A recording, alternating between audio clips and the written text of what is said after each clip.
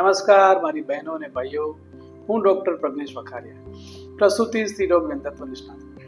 ફરી એકવાર મારી યુટ્યુબ ચેનલ સ્વાસ્થ્ય સંકલ્પમાં આપનું સ્વાગત કરું છું. મારો આજનો વિષય છે કે વજાઇનલ ટેબ્લેટ, કેપ્સ્યુલ કે ક્રીમનો ઉપયોગ શા માટે અને ક્યારે.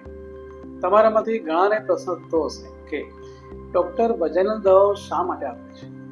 શું મોઢેથી દવાઓ લેવી પૂરતી નથી? તો આજે આપણે સમજીએ કે વજાઇનલ દવાઓ શું છે, તેનો ઉપયોગ ક્યારે થાય અને ઓરલ દવાઓથી તે કઈ રીતે અલગ પડે છે. વજાઇનલ દવાઓ એટલે એવી દવાઓ કે જે સારવાર અર્થે સીધી જ યોનિ માર્ગમાં મૂકવામાં આવે છે, જેમ કે vaginal tablets, vaginal capsules, vaginal ક્રીમ્સ અને વજાઇનલ જેલ્સ. ડૉક્ટર તમને વજાઇનલ દવાઓ ક્યારે પ્રિસ્ક્રાઇબ કરે? તો તમને ગુપ્ત ભાગમાં ઇન્ફેક્શન થઈ ગયું હોય, બેક્ટેરિયલ, ફંગલ વગેરે, તમને વ્હાઇટ ડિસ્ચાર્જ એટલે કે શરીર ધોવાતું હોય, વાસ આવતી હોય, તમને ખંજવાળ કે બળતરા થતી હોય ત્યારે.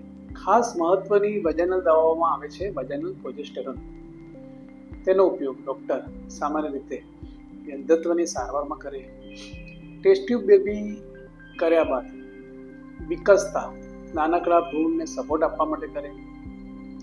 જો તમને મિસકેરેજનો ખતરો હોય એટલે કે શરૂઆતની પ્રેગ્નન્સીમાં સહેજ રક્તસ્રાવ ચાલુ થઈ ગયો હોય તો વિકસતા ગર્ભને સપોર્ટ આપવા માટે વપરાય.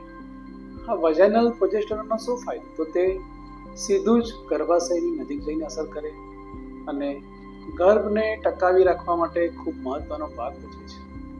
અન્ય વજાઇનલ દવાઓમાં આવે છે લેક્ટોબેસિલસ વજાઇનલ ટેબ્લેટ કે જે યોનિમાર્ગનું પીએચ સુધારે છે, વળી સારા બેક્ટેરિયાનો ગ્રોથ વધારે છે, જેથી કરીને વારંવાર યોનિમાર્ગમાં થતા ઇન્ફેક્શન અટકે છે અને વજાઇનાનું સ્વાસ્થ્ય સુધરે છે.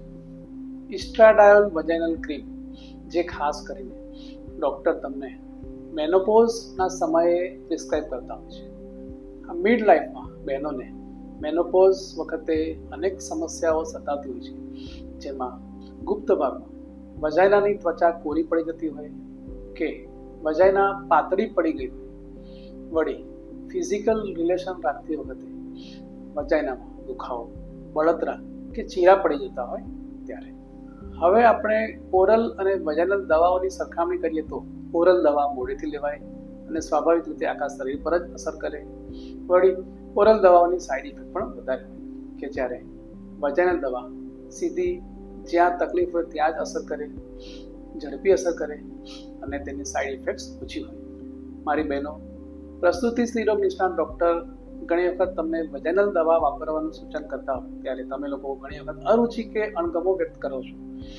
જો કે એટલું સમજી લેજો કે પ્રાઇવેટ પાર્ટમાં થતા ઇન્ફેક્શન માટે વજાઇનલ દવા સૌથી અસરકારક હોય છે.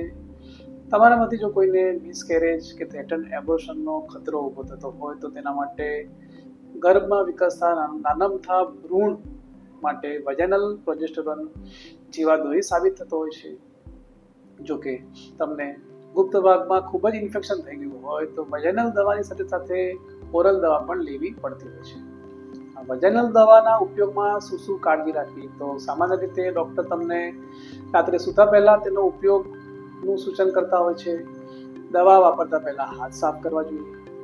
તમને સારું થઈ જાય એટલે કોર્સ ક્યારેય અધૂરો મૂકવો ન જોઈએ અને ડૉક્ટરની સલાહ વિના કોઈ પણ વખત માર્કેટમાંથી દવા લઈને ઉપયોગમાં લેવી ન જોઈએ.